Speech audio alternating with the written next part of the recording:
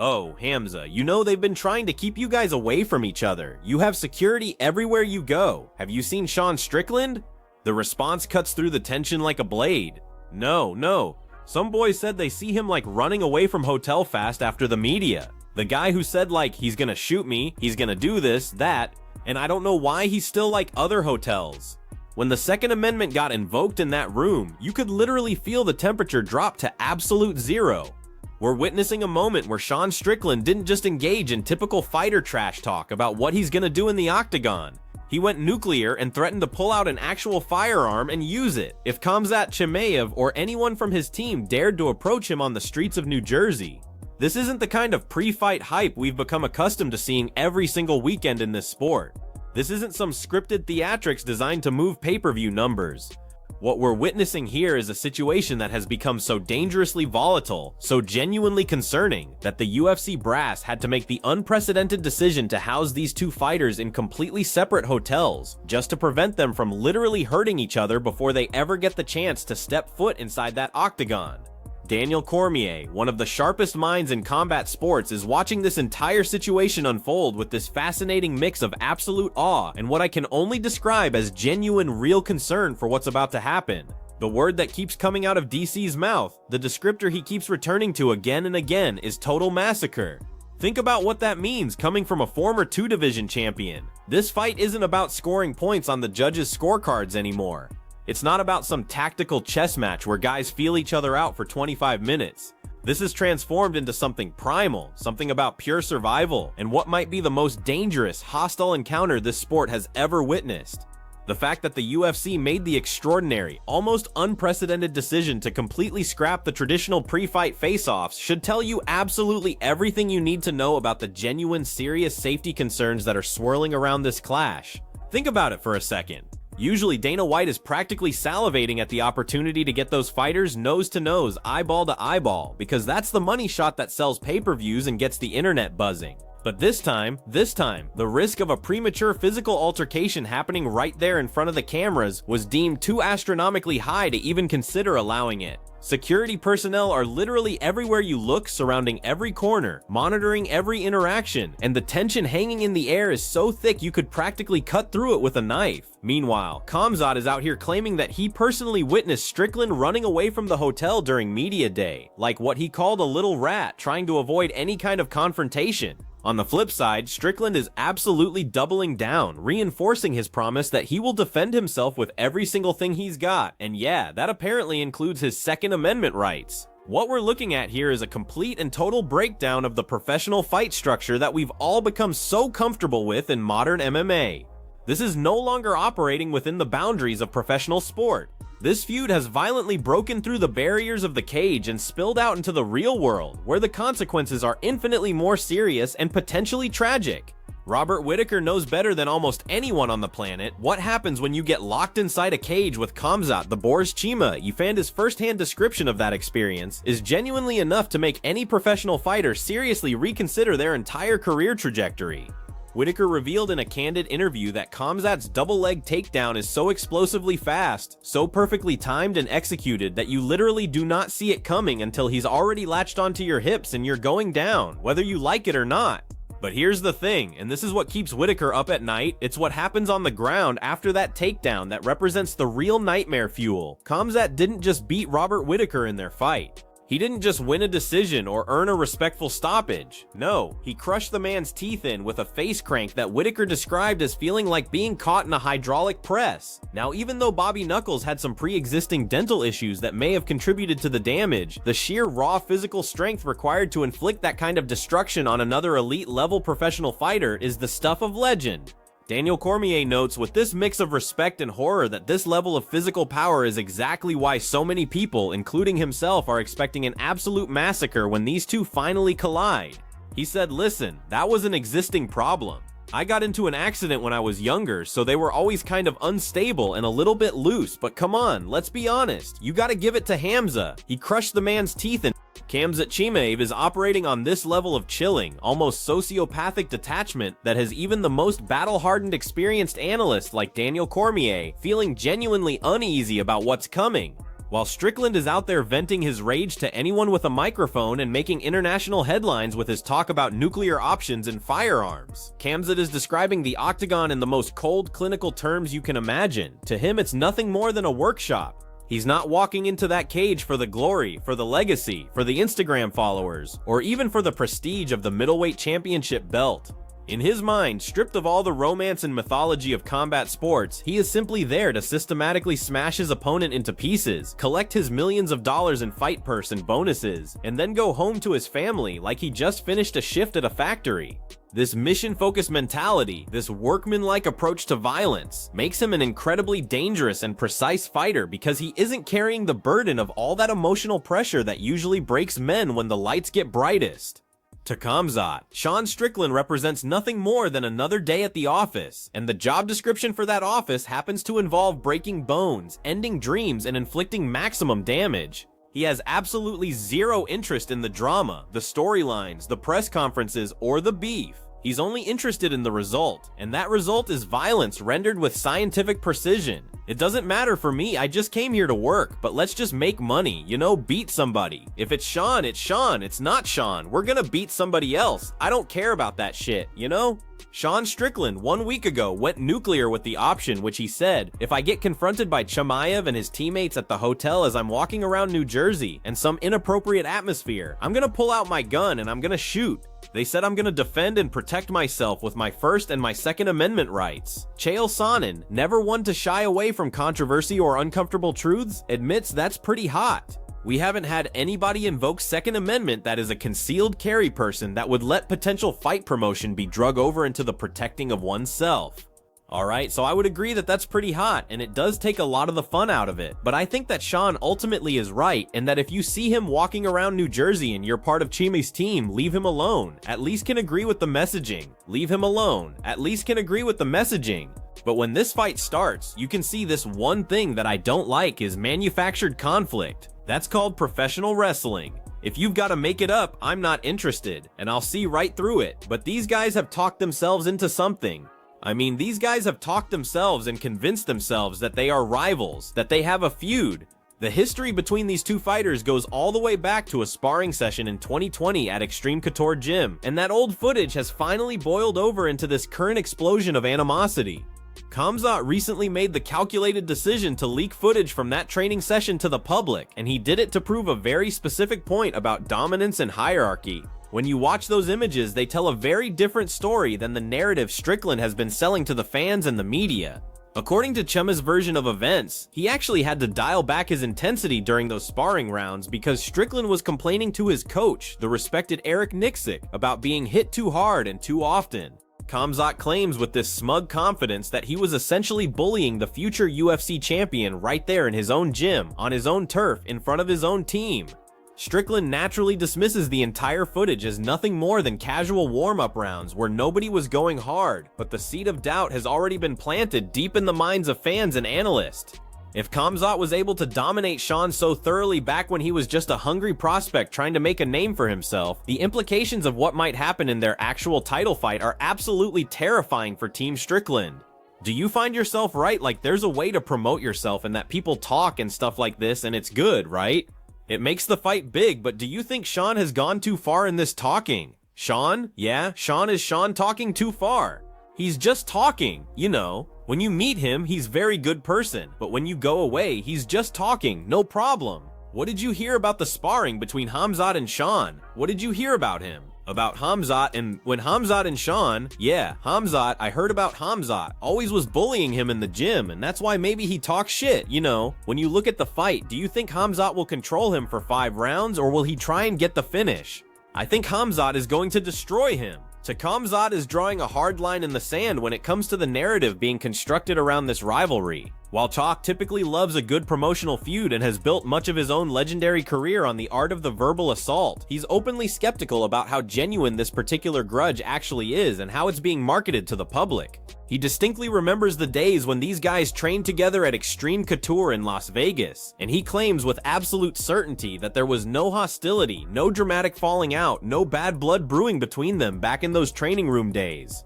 To Sonen's experienced eye, this whole beef feels somewhat manufactured, like it's a byproduct of two elite fighters essentially talking themselves into a rivalry that didn't organically exist in the first place.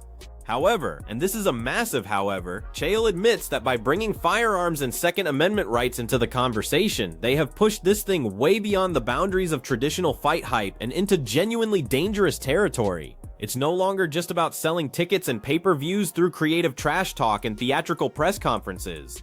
Now we're dealing with the very real threat of actual violence outside the cage, the kind that could end in genuine tragedy, criminal charges, and destroyed lives. The line between marketing spectacle and dangerous reality has become dangerously blurred. When you're representing Chechnya and you want to take your belt back to your country for the people there, but also Sean's not being very nice about your country and some of the people there, which is more important to you to take the belt home or to silence Sean? What do you say? Is it more important to you to win this title and defend the belt, or is it more important to you to beat Sean Strickland? The response is chilling in its simplicity. It doesn't matter for me. I just came here to work, but let's just make money, you know, beat somebody. If it's Sean, it's Sean. It's not Sean, we're gonna beat somebody else. I don't care about that shit, you know? He's doing his clown sheet, so why should I care about that? And if he's gonna come the belt, if God wills, we're gonna have this Saturday the belt and go back home, be happy. Daniel Cormier has become particularly focused on breaking down the stark contrast in training philosophies and lifestyles between these two warriors as fight night approaches. On one side of this equation, you have Khamzat Chimaev, who represents the absolute pinnacle of modern world-class athletic professionalism in mixed martial arts. Every single hour of his day is meticulously dedicated to maintaining a scientifically optimized diet, implementing cutting-edge recovery protocols, and engaging in the highest level of technical training with elite coaches and training partners. His entire existence revolves around maximizing performance. On the complete opposite side, you have Sean Strickland, this blue-collar fighter who treats preparation for a UFC middleweight title fight like he's getting ready for another day at a construction site. When you watch Strickland's training vlogs and behind-the-scenes content, you don't see him working with sports scientists in high-tech performance labs with cryotherapy chambers and hyperbaric oxygen tanks. Instead, you see him in his backyard doing heavy manual labor, laying bricks, moving concrete, getting his hands dirty with old-school physical work. His entire fighting style and conditioning program is built on raw grit, toughness, and those daily sparring wars in the gym rather than fancy periodized conditioning programs designed by exercise physiologists. DC openly wonders with genuine curiosity and concern whether that old-school toughness and blue-collar mentality can actually survive and overcome the modern high-speed, technically refined assault that Khamzat is absolutely gonna bring to the octagon. The verbal exchanges and personal insults being thrown back and forth have escalated to a level that Daniel Cormier says is genuinely rare to see in this sport, even with all the trash talk we've witnessed over the decades. Strickland's inflammatory comments about Khamzat's homeland and his heritage have injected this layer of genuine, deep-seated animosity that goes far, far beyond the usual "I'm gonna take your belt" type of talk that we hear at every press conference. Khamzat's team, which includes incredibly talented, undefeated prospects like the rising star Yusuf, believe wholeheartedly that Strickland is only running his mouth this much, only talking this level of reckless trash because he was genuinely bullied and dominated by Khamzat during their sparring sessions years ago. They interpret his over-the-top aggression as a classic defense mechanism, a psychological strategy to try and bait the champion into breaking under the accumulated mental pressure and doing something stupid. But here's what makes this so unsettling. Khamzat remains unnervingly, disturbingly calm through all of it. He doesn't engage with the clown behavior or feel the need to respond to every insult. He sees a man who is talking himself into an increasingly tight corner, and Khamzat is more than happy to let that cage door close and settle every single score with his hands, knees, elbows, and ground and pound.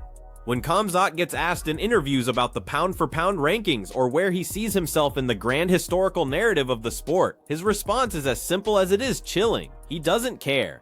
He straight up asks the interviewer why he should waste mental energy caring about some subjective narrative that doesn't put actual money in his bank account or food on his family's table.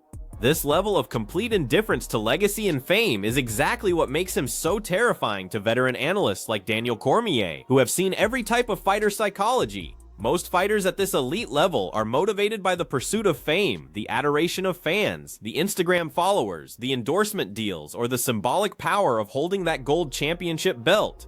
But Khamzat is motivated purely by the work itself, the craft of fighting, the transaction of violence for money.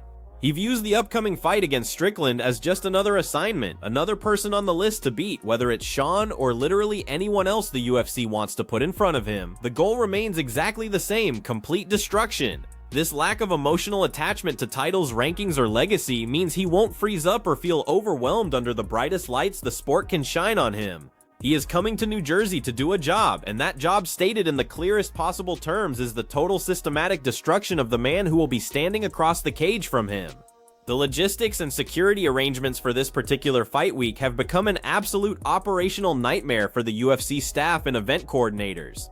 With the two fighters housed in completely separate hotels on opposite sides of the city and a heavy visible police presence stationed at every single media event, the whole atmosphere feels less like a sporting event and more like some kind of high-stakes international political summit where world leaders need protection. Daniel Cormier highlighted the fact that the UFC felt they had no choice but to take these extraordinary, unprecedented measures because they genuinely could not trust the two camps to be in the same building without something violent popping off before fight night. What makes this even more interesting is that Khamzat actually questioned publicly why he wasn't being allowed to have a traditional face-off with his opponent, demonstrating that he is entirely unfazed and unbothered by all the tensions, security, and drama. He wanted to look Strickland directly in the eyes right then and there to measure him up close. This unshakable, ice-cold demeanor suggests that he's only maintaining his professional composure now because he's saving every ounce of violence to unleash inside that octagon. When that moment finally arrives and the referee signals the start of the fight, the result could be exactly what the most dramatic predictions are suggesting. Strickland's entire defensive strategy and game plan revolves around his awkward, unorthodox fighting style and his absolutely legendary cardio that allows him to maintain pace for all 5 rounds. But the big question that many coaches and analysts are asking is whether those attributes will be enough against this particular opponent. Tim Welch, who knows Sean's game intimately, pointed out that Strickland has this unusual habit of raising his knee and jabbing at the exact same time, which could theoretically work as a deterrent against Khamzat's explosive commitment heavy takedown shots. If Khamzat times his level change wrong and shoots at the wrong moment, he could run face first into a knee that ends his night. But here's what makes this reality check so brutal. That's a massive, dangerous gamble to stake your entire fight strategy on. Strickland has to survive the initial onslaught and flurry of offense that Khamzat is going to bring in those opening minutes, and that's something almost no one has been able to do successfully. The expectation among most analysts is that the first 5 minutes of this fight are going to be an absolute whirlwind of violence, aggression, and pure chaos. If Sean can't keep Khamzat at the end of his jab and maintain that distance, he's going to find himself flat on his back with a man on top of him who has already proven beyond any shadow of doubt that he can crush teeth and snap bones without breaking a sweat or showing a shred of hesitation. The leaked sparring video continues to be one of the major talking points and sources of debate in the lead up to this fight across social media and MMA forums. While Daniel Cormier admits from his own extensive experience that sparring footage doesn't always translate directly to what happens in an actual professional fight where everything is on the line, he also acknowledges that the optics are really bad for the challenger. In that leaked video, Khamzat looks like the much larger, more physically dominant force, completely dictating the pace and rhythm of the exchanges and landing his shots at will, while Strickland seems reactive and uncomfortable. Strickland's repeated claims that these were just casual warm-up rounds where nobody was actually trying feels to many observers like textbook damage control, like a fighter trying to rewrite history after the fact. Khamzat's team is openly laughing at these excuses, stating with absolute confidence that Sean has always had problems and conflicts with his coaches whenever the sparring intensity gets too real and too close to simulating actual fight conditions. They believe that once the real punches start flying under the bright lights with millions watching, Strickland is going to have this terrible sinking realization that he is in way over his head. The psychological edge, at least from the outside looking in, seems to be firmly planted in the champion's corner. One of the most fascinating and culturally significant aspects of this matchup is the clash of backgrounds and worldviews that has emerged as a central narrative. Strickland has been extremely vocal about his American pride and has made some controversial comments about Khamzat's background and where he comes from, which has transformed this into something much deeper than just a fight for a championship belt. When Khamzat was posed the question of whether it's more important to him to bring the UFC title back to Chechnya or to silence Strickland's disrespectful mouth for good, his answer was typically blunt and focused. It doesn't matter to him. He made it clear that he's here to work, to do a job, and he doesn't see the need to defend his country or his heritage with words when he can do it far more effectively and definitively with his fists inside that cage. This laser focus on the task at hand, rather than getting emotionally entangled in all the noise and controversy surrounding the fight, is exactly why Daniel Cormier believes we are heading toward a completely lopsided result. Khamzat isn't fighting for abstract concepts like pride or respect. He's fighting for concrete results for money, for the continuation of his career trajectory, and that kind of clarity of purpose is incredibly dangerous.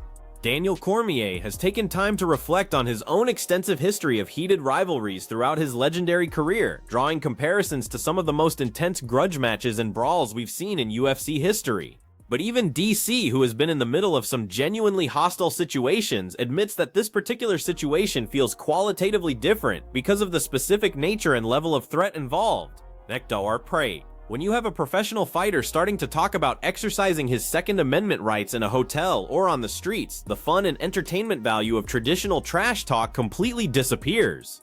It stops being about promotion and starts being a legitimate security issue that requires the involvement of law enforcement and high-level risk management professionals. The UFC is doing absolutely everything within its considerable power to ensure that if a massacre is going to happen, it happens inside the octagon where it's legal, sanctioned, and regulated, and not in some hotel lobby or parking lot where people could go to prison.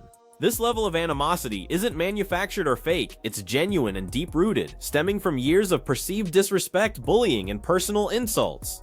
The stage has been set for a collision that will either cement a legacy or end a career, possibly violently. Khamzat's dismissive attitude towards Strickland's threats and tough guy persona is perhaps the most psychologically insulting part of this entire build-up process. He mockingly questioned in an interview whether a man who doesn't even have the stomach to shoot chickens on a farm could ever truly pull a trigger on an actual human being when it came down to it. By repeatedly calling Strickland a clown and a weak man who hides behind big words, Khamzat is systematically stripping away the tough guy persona that Sean has spent years building his entire brand and public identity around. He sees all the gun talk and Second Amendment references as obvious signs of fear, as a desperate attempt to create some kind of protective perimeter that Khamzat has every intention of breaching and destroying. Tithlothian's orderly, calculated psychological warfare is reaching a critical breaking point as fight night approaches. Khamzat isn't just trying to beat Strickland in a fight. He's trying to expose him as a fraud, as someone who talks big but can't back it up, and he wants to do that exposure before the first bell even rings. It's a calculated, methodical demolition of a man's entire identity and self-image. Cardiovascular capacity is the one specific area where Strickland supporters and his coaching team feel he has a distinct, measurable advantage that could be the key to victory. We've seen Khamzat slow down noticeably in the later rounds of particularly high-intensity fights where he's had to work hard and expend a lot of energy, whereas Strickland seems to possess this ability to go hard for all 5 rounds without ever really breaking his rhythm or losing his pace, like he's got an engine that just doesn't quit. If Sean can somehow survive the initial massacre that everyone is predicting and successfully drag the fight into the deep waters of the 4th and 5th rounds where exhaustion becomes a major factor, the momentum and complexion of the fight could shift dramatically in his favor. But as Daniel Cormier is quick to point out with his characteristic bluntness, you have to actually get there first, and that's a massive if. Khamzat's entire fighting style and strategy is built around the concept of ending things early and violently overwhelming opponents before they can settle into any kind of rhythm. He doesn't train with the assumption that fights will go the distance, he plans and prepares for finishes. If Strickland is banking his entire strategy on a late-round comeback scenario, he's playing an incredibly dangerous game with a man who starts every single fight at what feels like 100 miles per hour.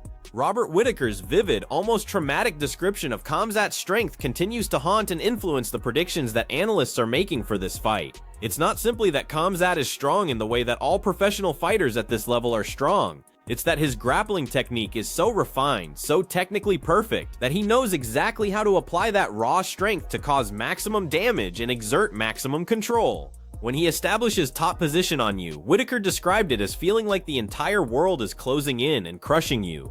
DC notes with concern that Strickland's upright boxing-heavy stance, while effective for his striking game, makes him an absolute prime target for those lightning-fast double-leg takedowns that Khamzat has built his reputation on.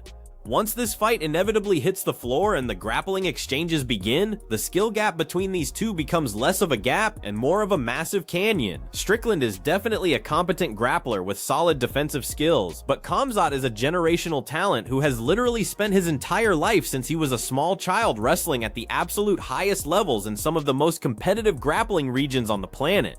The genuine fear among people who understand grappling is that Sean won't just lose this fight. He'll be systematically, methodically dismantled in front of the entire world in a way that's difficult to watch. The smash and collect mentality has become Khamzat's personal trademark and philosophical approach to his career, and his entire team echoes and reinforces this sentiment at every opportunity.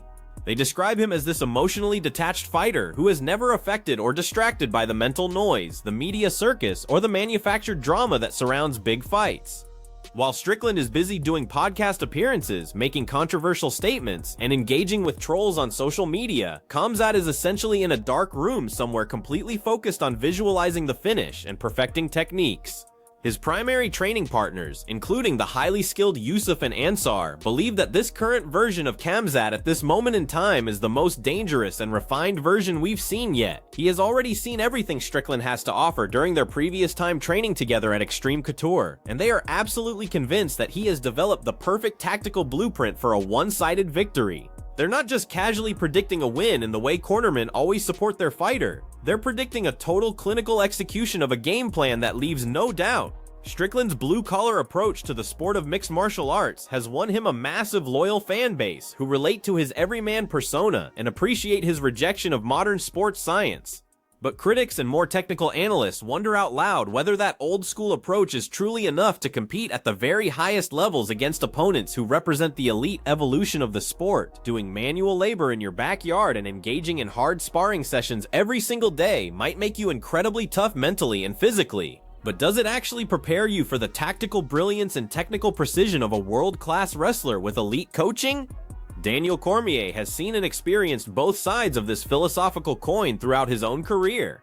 He knows from personal experience that toughness and heart can take you incredibly far in this sport, and win you fights you probably shouldn't win. But at the absolute highest level of UFC competition, where you're facing the best of the best, you need more than just grit and determination. You need a sophisticated system, a game plan, and technical skills that have been refined through intelligent training. The Aldain Khamzat system has been specifically designed and calibrated to exploit the exact defensive openings that Strickland leaves when he stands tall in his upright stance and tries to march forward behind his jab. It's a fundamental clash of fighting philosophies that will be settled in the most violent way possible. The heavy police presence and heightened security protocols surrounding this entire fight week serve as a constant visible reminder that this fight is different from the normal UFC event.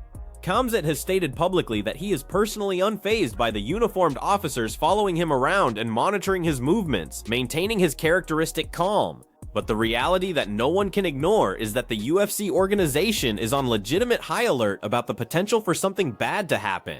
The pre-fight press conferences have been tense, awkward affairs with journalists focusing their questions more on the personal animosity, the threats of violence, and the security concerns than on the actual fighting techniques and tactical matchups. Khamzat has remained eerily disturbingly calm throughout every media obligation, answering every single question about his motivations, his emotions, and his intentions, with variations of the same simple message: he's here to work and make money. This lack of emotional flare-ups or visible anger is actually way more intimidating than Strickland's explosive outbursts and controversial statements. It suggests a man who has already mentally and emotionally processed the violence he is about to commit, who has visualized it and accepted it, and who has absolutely no second thoughts or moral hesitation about what he's going to do. As the clock continues to tick down toward the main event and fight night approaches, the entire narrative has dramatically shifted from being about a standard championship title fight to being framed as a grudge match of genuinely historic proportions. Daniel Cormier believes that the recently leaked sparring footage was really just the tip of the iceberg in terms of the bad blood between these two.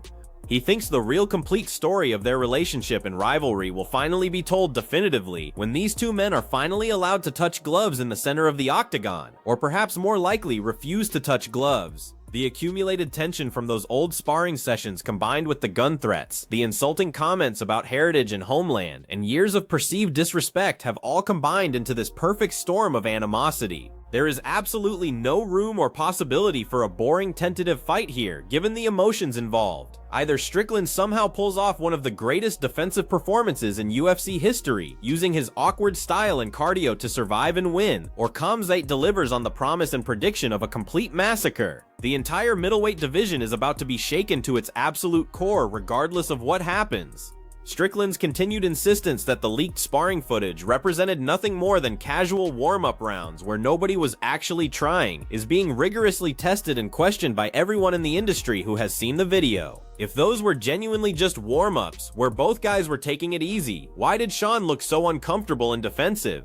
Khamzat's team continues to aggressively push the narrative that Sean is fundamentally a weak man who talks an enormous game but folds and crumbles when the real pressure gets applied. They're banking everything on the belief that once Khamzat grabs a hold of him, establishes his grips, and starts imposing his will, all the tough talk about guns and Second Amendment rights will disappear instantly, replaced by the cold, harsh reality of a superior athlete imposing his will on an overmatched opponent. Daniel Cormier is ready for the carnage, mentally prepared for what might be a difficult fight to watch, and he knows that regardless of the outcome, whether Strickland pulls off a miracle or gets destroyed, the landscape of the UFC middleweight division will never be the same after Saturday night. The time for talking, for press conferences, for social media posts, for threats is over. Now it's time to actually fight. In the end, when you strip away all the noise and controversy, this fight represents the ultimate test of two very different philosophical paths to reaching the top of the sport. One man relies heavily on his mouth, his controversial persona, and his manual labor approach to conditioning, while the other relies on chilling precision, technical excellence, and a lifelong dedication to the art of what he calls the smash. Daniel Cormier's prediction of a massacre isn't just hyperbole or promotional exaggeration designed to sell pay-per-views, it's a calculated, informed assessment based on his analysis of the skill gap and the psychological state of both men heading into this fight. When that cage door finally locks behind them and there's nowhere left to run, the separate hotels and the police escorts and all the security measures won't matter anymore whatsoever. It will just be two men alone in there and the violent consequences of their words.